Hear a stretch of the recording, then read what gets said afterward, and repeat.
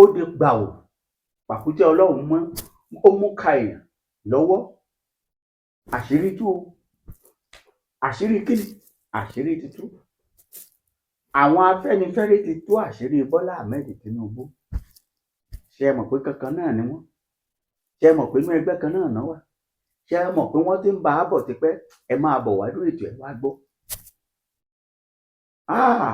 Bíríbì, àṣé bí èèyàn ṣe rí rèé, àṣé bójú ṣe rí rèé tá à ń jobì lẹ́dùn.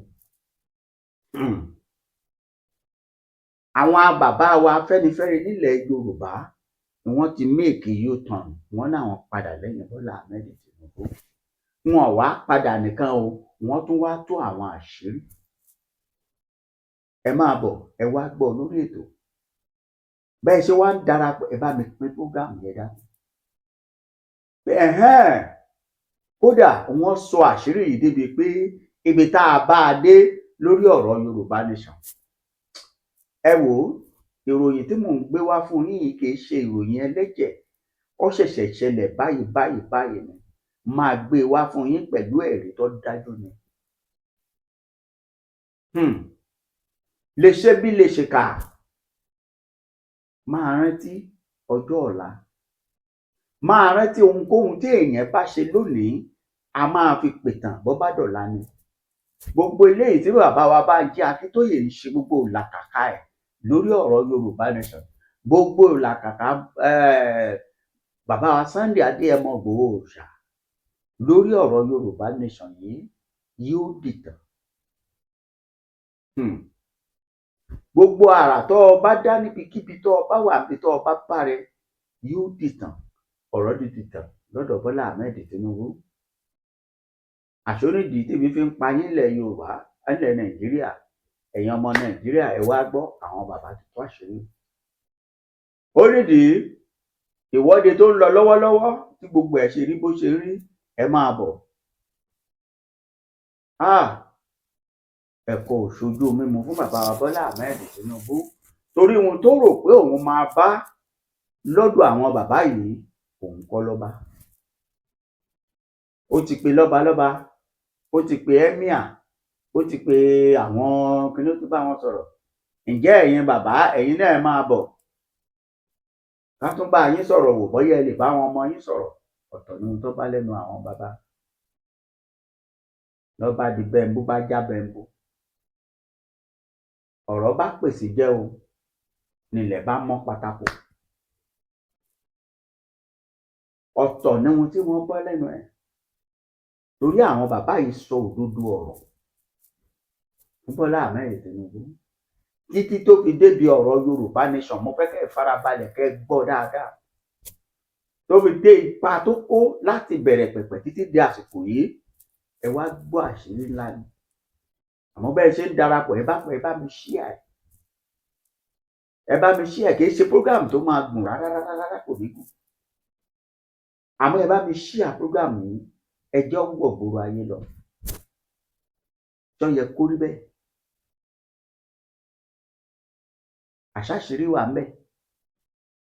Àṣónídìí. Lóòótọ́ àwa máa bú àwọn bàbá yìí, a sọ̀rọ̀ sí wọn. Àṣà àwọn náà mọ ohun tí wọ́n ń ṣe. Èmi a máa sọ pé àwọn náà nídìí tí wọ́n fi ń hùwà kankan gbà mí. Gbogbo àṣírí yìí ni ẹ farabalẹ̀ mú gbé wá báyìí. Ẹ wò, ẹ jẹ́ n kọ́kọ́ já yín sí ná, kí n má gbà yín lásìkò lọ títí. Ẹ jẹ́ máa mú wá lọ́kọ̀ọ̀kan. Ilé kún fọ́fọ́ ni o. Gbogbo ọ̀rọ̀ tí wọ́n sọ sí bàbá, tí wọ́n fi jẹ́ kó mọ̀ wípé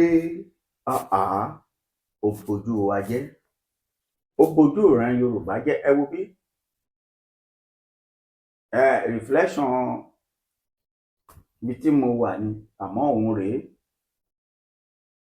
Mo fẹ́ kẹ́ ẹ rí àkòrí tó wà nínú ìwé yẹn ni mo fẹ́ kẹ́ ẹ rí. Ẹ jẹ́ wá kà á. You call for revolution against Jonathan. Afẹ́nifẹ́re knock Tinubu. You call for revolution against Jonathan and others. Afẹ́nifẹ́re knock Tinubu. Ẹ gbọ́, Afẹ́nifẹ́re knock Tinubu.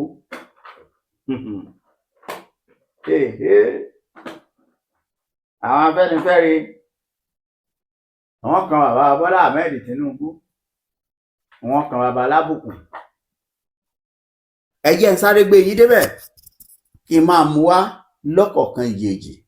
Òun rèé, ẹ jẹ́ n kọ́kọ́ bẹ̀rẹ̀ pẹ̀lú ìwé ìròyìn àpilẹ̀kọ lẹ́tà tí wọ́n kọ sí bàbá Bọ́lá Ahmed Tinubu látàrí advice ìmọ̀ràn tó béèrè lọ́wọ́ wọn. Àwọn bàbá bá fi ọ̀rọ̀ ránṣẹ́, ẹ wò, Bọ́lá ló fọwọ́ lẹ́rán yìí o, ẹ ti rí, ẹ sá ti rí, ọ̀nkú Bọ́lá ló wọ́n fọwọ́ lẹ́rán yìí. Ẹ wá gbọ́ o, Yorùbá ní ọmọ tó bá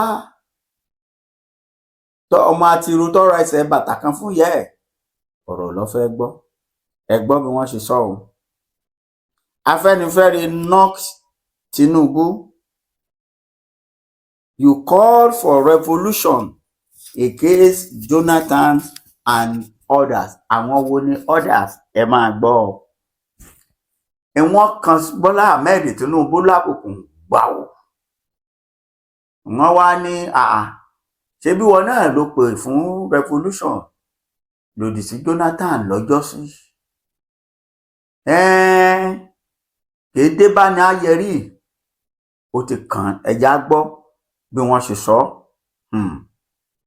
The Pan Yoruba Social Cultural Organization Afẹ́nifẹ́re has knocked President Bola Ahmed Tinubu.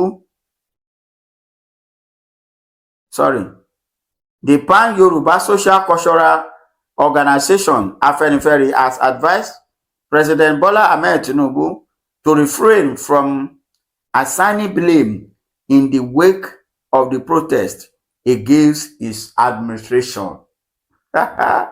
Wọ́n gbà lámọ̀ràn, òun ló béèrè àmọ̀ràn, wọ́n wá fún lámọ̀ràn, ẹ máa gbọ́.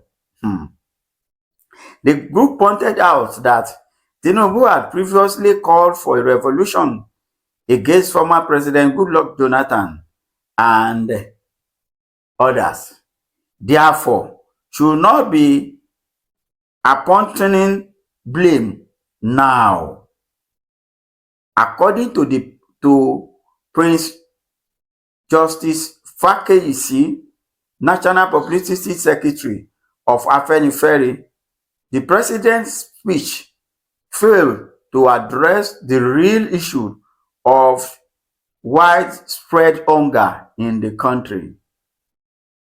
Fakeyisi emphasized that it was disguised for Tinubu to dismiss the nationwide protest as politically motivated, especially considering his own past action under Jonathan administration.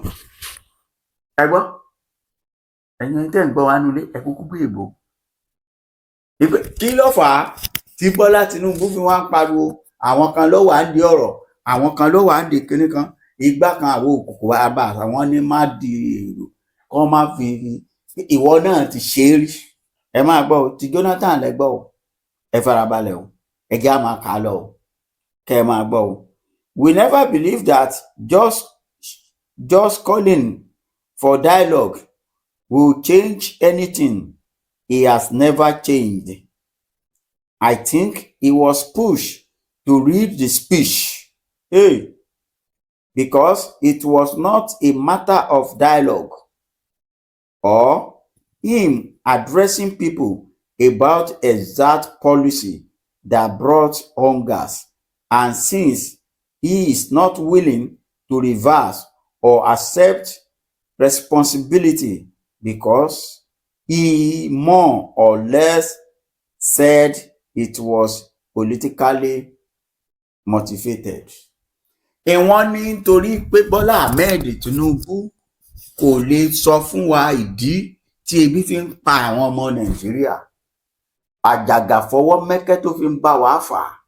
Wọ́n nídìí àtìtúmọ̀ ní wípé ńṣe ni wọ́n tì bí èèyàn bí ìgbà tí èèyàn ń ti mọ́tò wípé lọ sọ̀rọ̀, ṣé kọjọrú ẹ̀ kọjọ́, ó ṣe gàtè ó ṣe gàtè, yóò fẹsẹ̀ méjèèjì ṣe gàtègàtè ọjọ́ ànsà.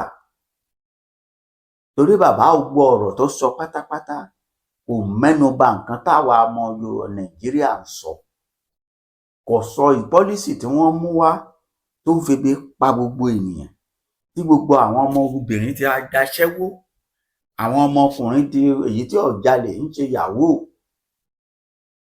Pọ́lísì bú tó mú wá kò rí sọ o. Àwọn Afẹ́nifẹ́re ti wá já bàbá yìí tán o. Wọ́n ní kó má gbàgbé àṣélẹ̀ òun làbọ̀ á bá o. Wípé tó kó rántí ìgbà tí fi ń pe revolution nígbà ayé Jonathan. Wọ́n ní kó rántí àìmọye protest tó ti sponsored láti gba ìwé, láti ìgbà tí ò tí ì dolóṣèlú nígbà nàdẹ́kò. Ni mo ṣe sọ yí pé gbogbo nǹkan tí èèyàn bá ń ṣe láyé ẹ jẹ́ kó máa kíyèsí o, kó sì máa ṣọ́ọ̀ṣì pé ọjọ́ kan ń bọ̀ tá a máa ṣíwèé ìrántí kan ẹ̀. Ọjọ́ kan ń bọ̀ o tíwèé ìrántí yìí ọkàn mi. Ẹ gbọ́ o, ẹ jẹ́ n kà síwájú díẹ̀ sí nítorí àsìkò.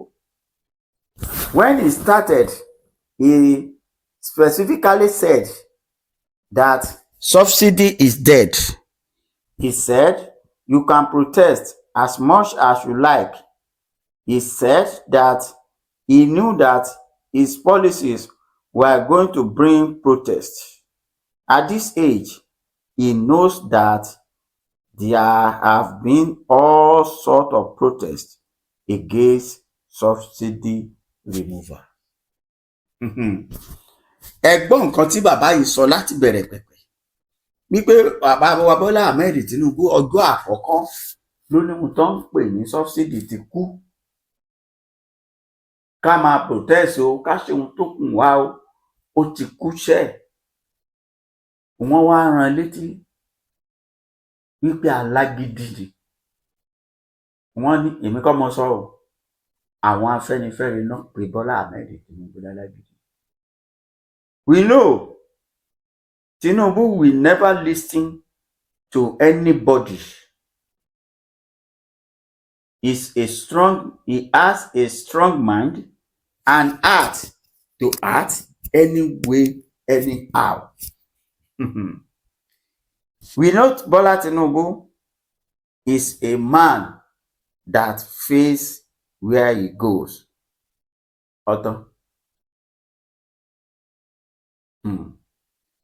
Finally, we advise President Bola Ahmed Tinubu to go back to the table.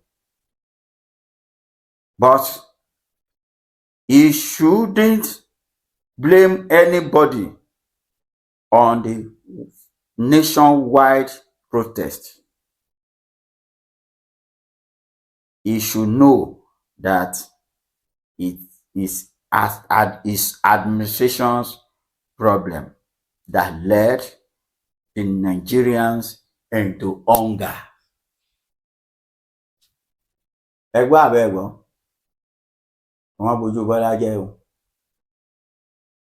Àbẹ́ ẹ̀gbọ́n, bàbá yìí sọ̀rọ̀ débi pé ìfẹ́kẹ̀tò yóò bùkù rẹ̀. Ó sọ̀rọ̀ débi pé ó sọ̀rọ̀ nípa nàdẹ́kò nígbà wọn fi wà nínú ẹgbẹ́ nàdẹ́kò. Mo fi sọ ń bẹ̀rẹ̀ pé ṣé ẹ mọ̀ pé wọ́n mọra wọn, ṣé ẹ mọ̀ kán dára wọn mọ̀, àwọn ara wọn náà ni. Ṣé Gàmbàrí Pàfílàrí kò lẹ́jọ́ ni. Ẹ dákun ẹ bá mi ṣí àpógámù ẹjọ́, a tún pàdé. Ẹ rójú ayé àbẹ́ẹ̀rẹ̀, wọ́n bojú ẹ̀ jẹ́. Ó rò pé àwọn bàbá yìí ó dàbí àwọn ọba tí wọ́n kówó fún. Ẹ lọ sọ fún àwọn ọmọ yín kán má jáde. Táwọn ọmọ ọba gan ò sínú àwọn tó ń protest. A tún pàdé ńgbà míì. Ẹ bá wa ṣí àpógámù wa, ẹ ṣé àdúpẹ́. Ó dàbọ̀.